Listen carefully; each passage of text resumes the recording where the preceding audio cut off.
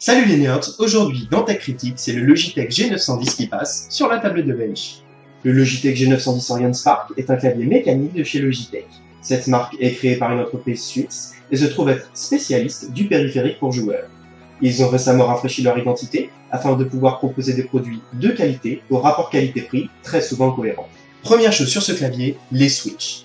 Il s'agit d'une innovation de la marque bleue et elle est tout simplement géniale. Ils ont décidé d'innover et de ne pas tomber dans la facilité en se fournissant chez Cherry. Le gros défaut d'ailleurs des switches de chez Cherry, les MX Red, c'est qu'ils sont bruyants. Alors que là, les switches sont beaucoup plus silencieux et 25% plus réactifs selon le fabricant, grâce à leur course d'activation plus courte. La forme arrondie de ces switches est sympa pour du gaming, elle demande néanmoins un peu d'adaptation, mais se trouve être très agréable finalement.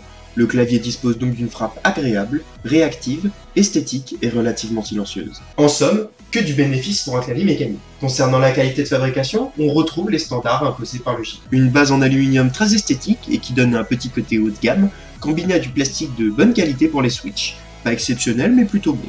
Les deux repose-poignées fournis sont de bonne facture et sont relativement confortables. Chacun pourra donc choisir celui qu'il veut en fonction de ses préférences. Le packaging ne fait pas dans le superflu.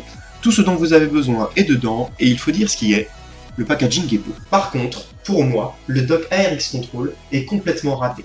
D'abord, il est en plastique bleu complètement cheap. De plus, l'application dédiée, l'ARX Control, n'est quasiment que cosmétique. Je n'ai pas réussi à afficher une map en jeu, ou même à décrocher un appel Skype. C'est vraiment dommage, car l'idée était géniale, mais on voit clairement que la réalisation est bâclée. On aurait aimé pouvoir disposer de câbles gainés, mais bon, comme les produits parfaits sont très rares de nos jours, passons. En outre, plutôt positif jusque-là. Enchaînons donc sur les fonctionnalités. Le logiciel est bon, le driver est fonctionnel, aucun souci là-dessus. Il est simple d'utilisation, on comprend tout de suite, lors de la prise en main, quel bouton correspond à quelle fonctionnalité. Les macros sont bien gérés et les profils bien adaptés aux divers jeux. Le rétroéclairage RGB est bien pensé, même si j'aurais aimé pouvoir appliquer un effet sur une sélection de touches, et pas seulement sur tout le clavier. Mais je chipote, c'est quand même très bien pour un clavier méca.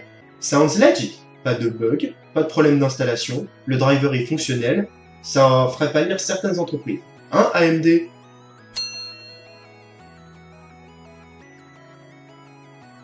Petit bémol par contre, pas de rechargement via le clavier, ni de hub USB. En résumé, le G910 est un excellent clavier qui innove avec ses switches propriétaires et qui propose une belle qualité pour un produit qui se veut haut de gamme.